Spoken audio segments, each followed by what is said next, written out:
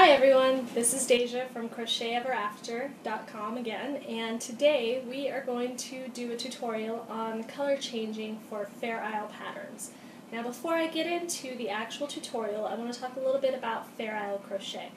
Now, we know a lot about crochet intarsia, crochet tapestry crochet, and Fair Isle knitting, but actually Fair Isle crochet is kind of a new subject that there isn't a lot of information on. I actually had to go and develop a lot of these techniques and tutorials so that people could get a feeling of what it is and how easy it is to do. Once you actually start, it's kind of addictive.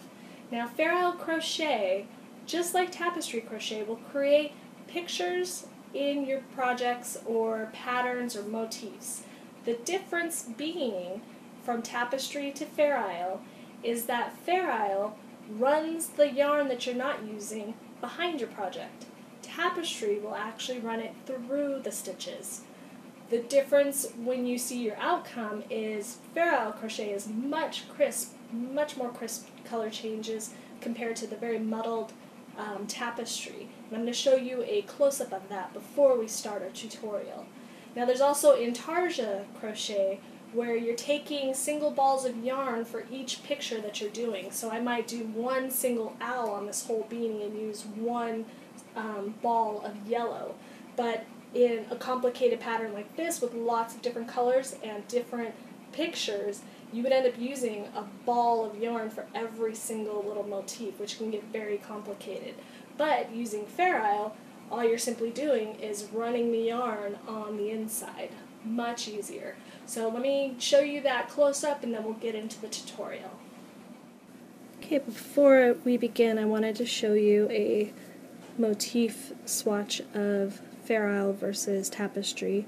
From behind you can easily tell which one is tapestry and which one is Fair Isle because you can see the floats of the Fair Isle. Tapestry does have a double-sided fabric, which is the one thing that I actually like about tapestry, but that's about it, because once you go to the front, then you can really see the muddling of tapestry versus Fair Isle. So the tapestry, of course, is on the bottom because you can see the yarn in between each of your stitches because you're running it through the center.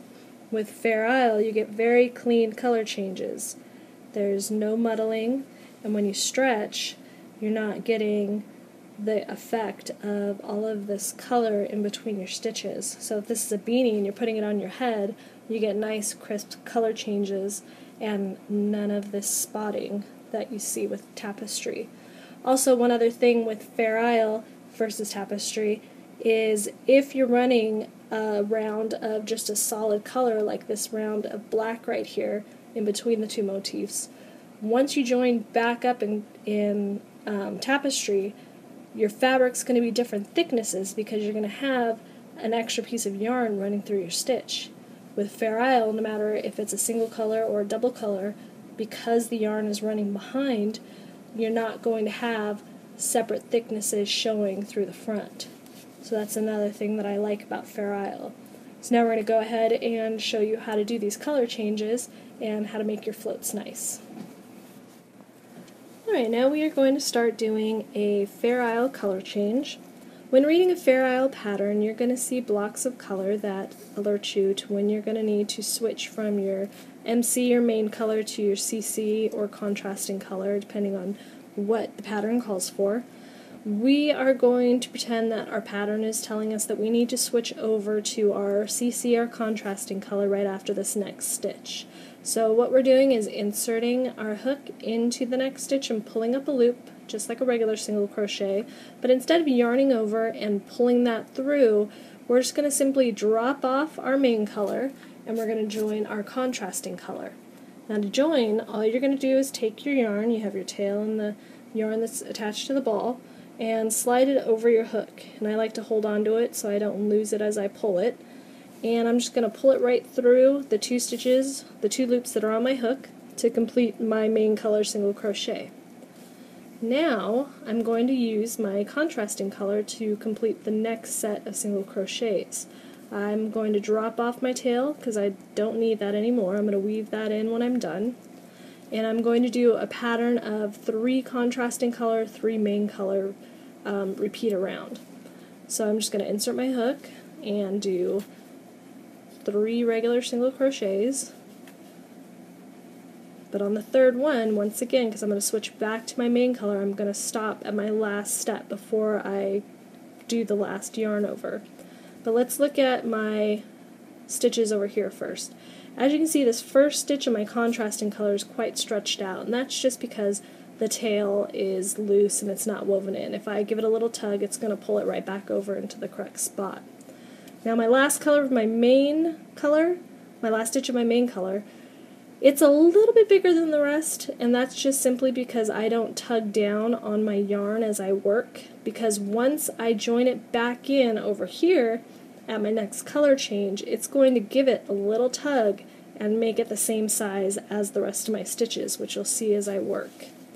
So now I'm going to pick up my main color. I'm just going to drop off my contrasting because I don't need it again until my next color change. Pick up my main color, yarn over, and pull that through to make a new color change. Now I'm going to work 3 single crochets in my main color. Here's 2. And on my third one I'm going to stop again so I can add back in my contrasting color. So I'm going to pull, make sure I get the right end. And I'm going to yarn over and bring that through and complete 3 more. And you notice I do not worry about how my stitches, my last stitch of each color change is, because as I pull you can see that they are all falling in line with each other and they are all looking the same size. So here we go, we're going to add in our main color again by just pulling. And I don't pull tight, I pull just enough to get the yarn straight along the back and around my hook. And the reason that I don't want to pull tight is because I want my project to still be able to stretch. So you can see that it is flat against my work, but there's enough stretch to be able to pull it. If I sat here and I yanked it as tight as I could and wrapped it around really tight, then I'm going to start getting puckering and I'm going to have a really poor looking project. So I only pull it just enough to reach my hook and yarn over. Very nice and gentle.